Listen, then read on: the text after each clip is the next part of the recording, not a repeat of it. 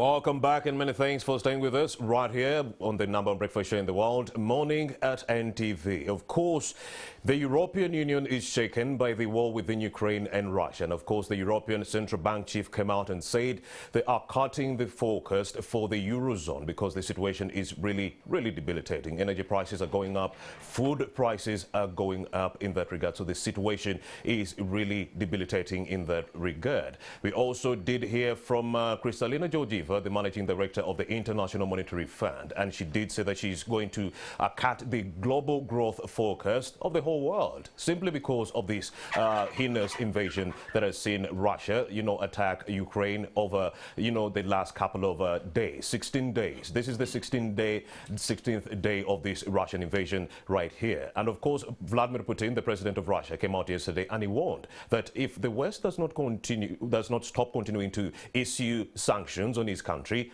global food prices are going to go up. That was Vladimir Putin.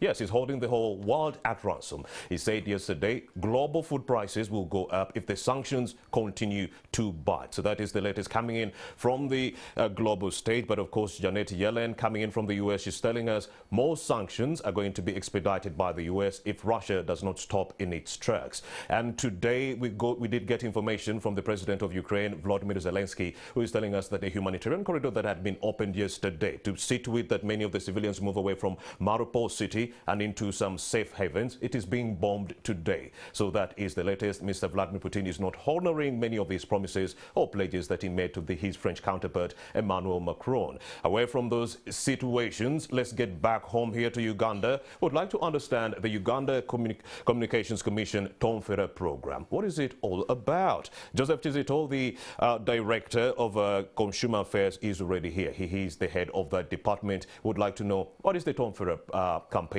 all about, and what is this information we are getting about substandard phones, the fact that substandard phones have been linked to detrimental health effects in that regard. How is it that you're going to have a fake phone and then it's going to adversely impact your life? That's what we would like to know in this regard. Joseph Tizito, Big Joe, aka thank you for joining us. I was hoping you don't go that direction here, but great to be here. Of course, Big Joe is quite a celebrity. You've been here in the Department of Consumer Affairs since 2014, 8 solid years. What have you seen since then? Slightly more than that. Indeed, what have you been seeing over those last 8 years that compelled you and your counterparts to sit back and say, fraud is increasing in the country, and we need to come up with tools to ensure that we stop all those leakages from coming out?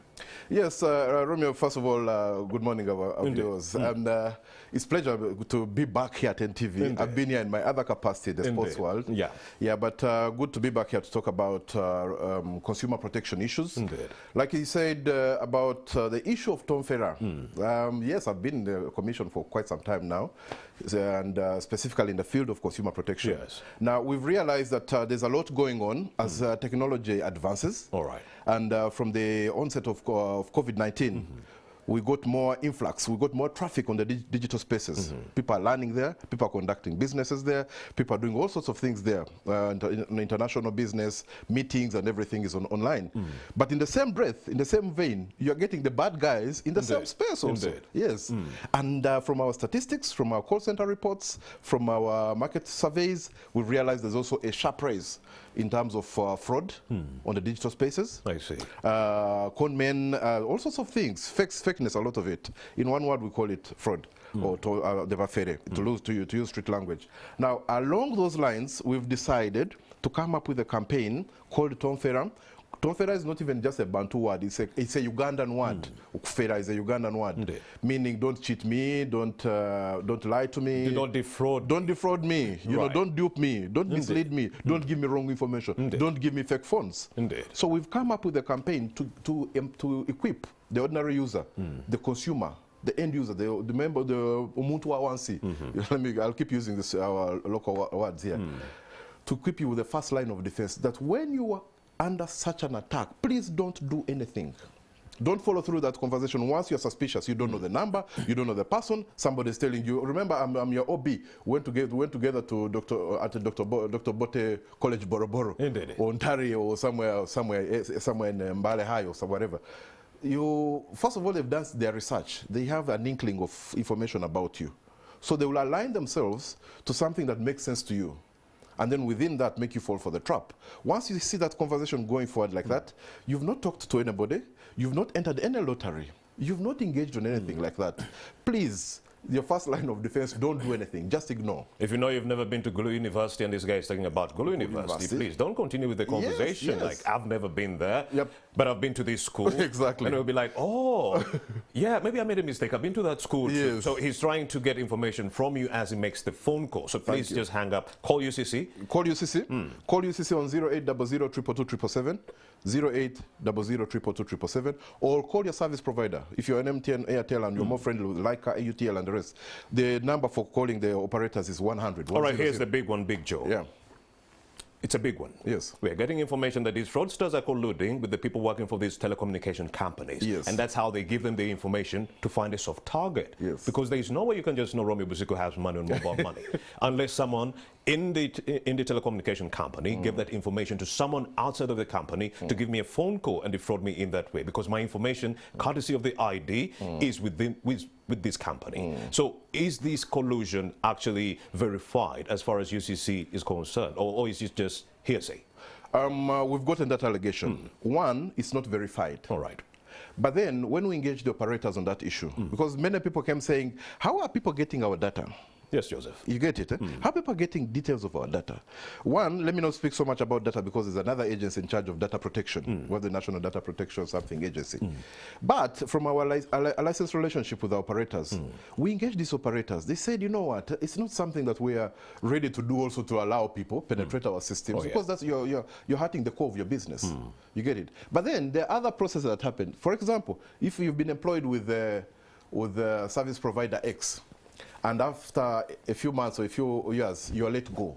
Some people go with some technical expertise. Understood. Yes, how to hack and get into this database. The same way a soldier retires and he keeps some of the guns and might use those guns at some point in the middle of the night to actually ravage unsuspecting civilians. Yes. I get what you mean. Yes, they go with the information and at some point they use it against the civilians. Thank you very much. That soldier will be a menace on the village. I see. So something like that. So that becomes a big loophole. And then this is technology. There are very many smart boys that, you know, as technology evolves, the bad guys also evolve. In fact, for us who are into consumer protection, we're always running after these guys.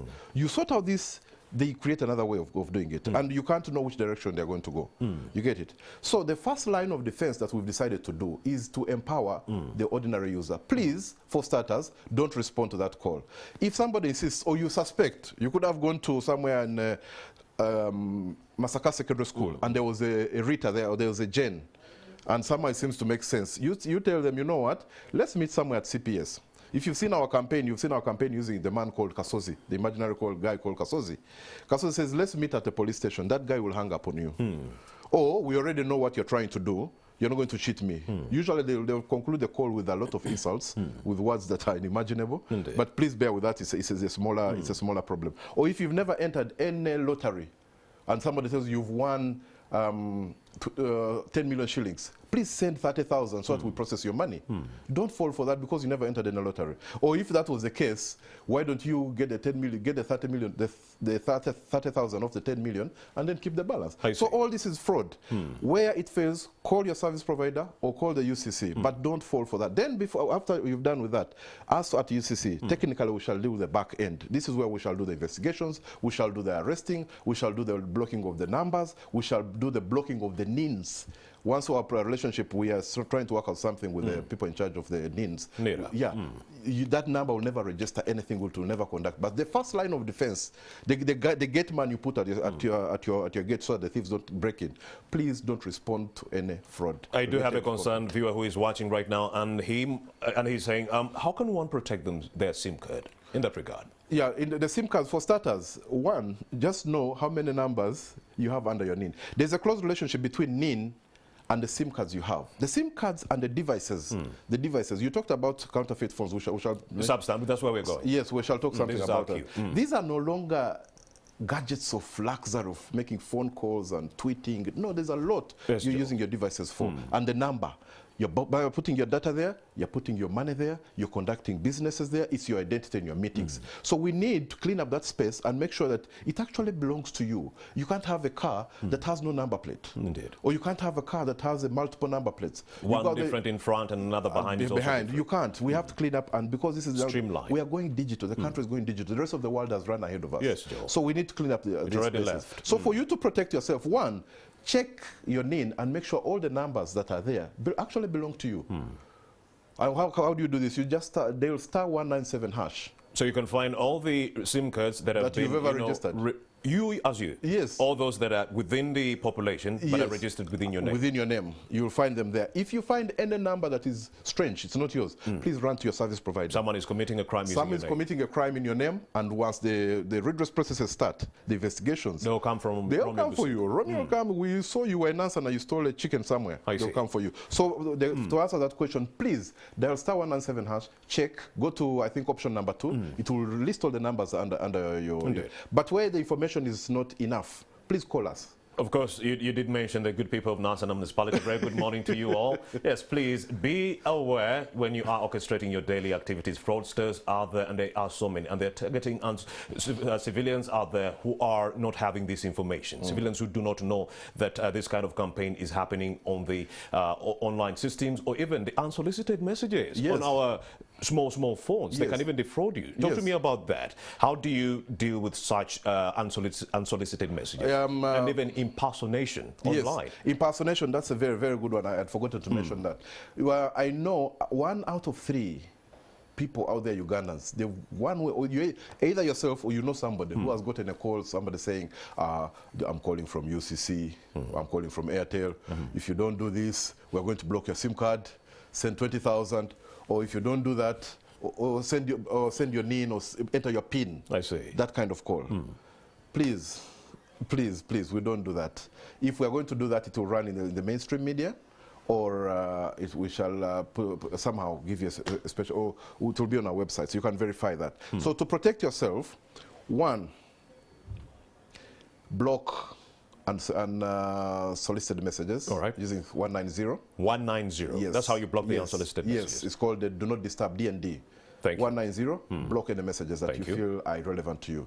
Secondly, do not take any action on any of the prompts that you receive. Either enter your PIN number or your NIN, or come and see us somewhere on the back street somewhere. Do not do anything. And lastly, call 100, which goes to your service provider, or call us, the regulator, on 0800-222-777. Okay, here is a viewer who is saying, I lost my phone. Can the UCC help me recover that phone, the money that was on that phone, and passwords, etc.? The first thing you do once you lose your phone, please report to police.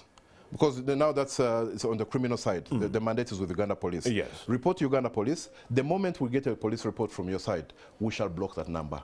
So no transaction can be conducted. So that if someone uses the number for a criminal transaction or operation, you are saved because you reported. You reported. But even then, they will not do anything because on our side we shall block it. But if you don't report? If you don't report, we can't tell. Yeah, you're the criminal. 1, you're the criminal. But 2, it will be out there because we don't know. You can't just come straight to UCC and skip police.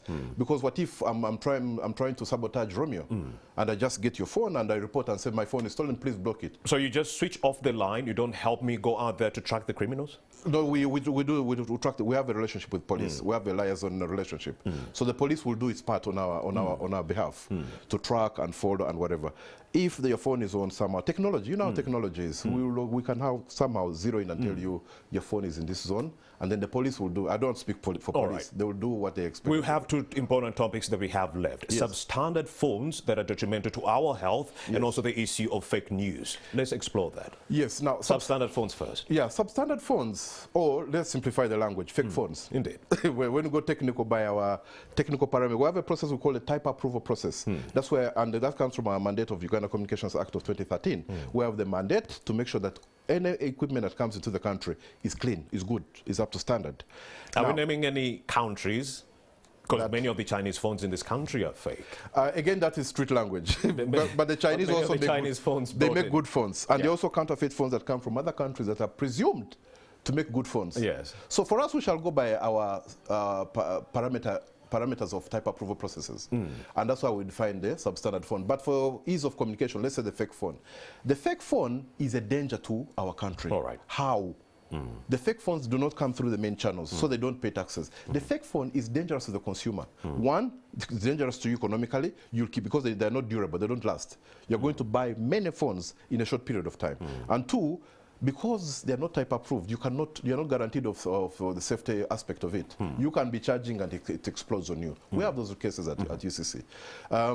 They consume a lot of power and many other things. Then three, once crime is committed, like we said from the previous conversation. Yes. A lot of crime is being committed or using these devices of ours. Now, if you want to go into a redress process by the security forces and other related government entities, you only stop at a certain point. If somebody has been kidnapped, if somebody is being kufera, if somebody is, you can't do much in terms of the investigative part of the process of our country. So in that regard, we've chosen to come out and address the issue of the fake phone. The issue of the fake phone shouldn't overexcite or worry the public out there. Why are we doing it? We're going to do it in a phased way. We have a roadmap, and we're working with all the other government, and yesterday we were with all the other government sister regulators, UNBS, URA, the forces, registration services, and many others. We've talked to the traders, we've talked to the media and everybody. We're doing this as a collaborative effort as a country to eliminate or minimize the incoming of these devices, the fake devices into the country, so that when the time comes and we have enough awareness, we've talked to everybody that is involved, the moment you buy a fake phone, it will not be able to connect onto the network. The viewer has another question to that effect. Yes. Can you make arrests as UCC if this person sells me a fake phone? We want to equip you, because remember that's not our area. Because and the other thing is that we're not in charge of the gates, or how the phones come into the country. There's another agency in charge of that. For us, we're saying be aware that a time will come when you buy a fake phone and you try to put a SIM card, it will not connect onto the networks. So you'll have bought a souvenir. So that's how you tell that it's a fake phone? That it's a fake phone. To tell another factor? To tell us a fake phone, one, when you're at the point of at the point of purchase, please ask the vendor, is this phone approved by UCC? All right. Is it a genuine phone? Or can you dial for me *#06# and I get the IMEI number? If you compare with what is on the back end, if you open the phone, there'll be an IMEI number, which is like the serial number of the phone. If the two don't match, just know you're in trouble. Or if you're enlightened enough, we know the socio-economic dynamics of our country. Some people may not be able to read or go a little more into that bit. But if you're enlightened enough, you can go to the UCC website, and there's a part called verify. You enter that IMEI number. It's a 15-digit number.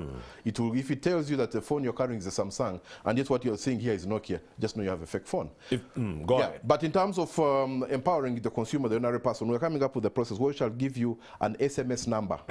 This will come out. We shall blast it on starting on the 24th. We shall empower you that when you put in the *#06# and get the 15-digit number, send it to a certain code. We call the USSD code. That will be an SMS number, and it will give you results. You'll have verified yourself. Mr. Joe, we have a minute left. You haven't told us any information on fake news. How do I differentiate between real and fake news? Do you have a tool that our people could use to identify fake news? Again, the digital spaces. There's a lot of fake news going on. Everybody is now a journalist. Indeed. You get it? But the ordinary person, how do you know that the message I've received, that you know what? NTV now has, what do I say? Well, no, let me not go into the detail of that. But no, case in point, NTV Airport has been sold to the Chinese. It's now Thank you very much. Thank you very much, yeah. Before getting more information. Exactly. How do you verify that? It's very simple. We again, UCC has created another tool for you, the consumer, to help yourself. What you do, just send a WhatsApp to 0760 445 256. 0760 445 256.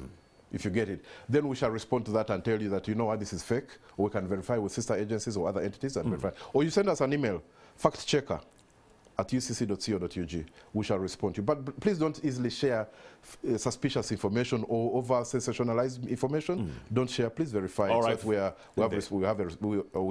responsibility. Joseph Tizito, aka Big Joe, thank you so much for having made the time to speak to Morning at NTV. This is really important information. He is the head of Consumer Affairs at the Uganda Communications Commission with 8 years of experience and counting. Thank you so much. And counting. Thank you so much for joining us. Thank you, Tivia. Thank you, Romeo. Indeed. On please be extra vigilant. Yes, out there are so many unscrupulous fraudsters that are looking to net their next victim who is unsuspecting. Of course, that conversation has been put to rest. We take a break right now and return with our other conversations right here on Morning at NTV. Just keep around. We'll be right back.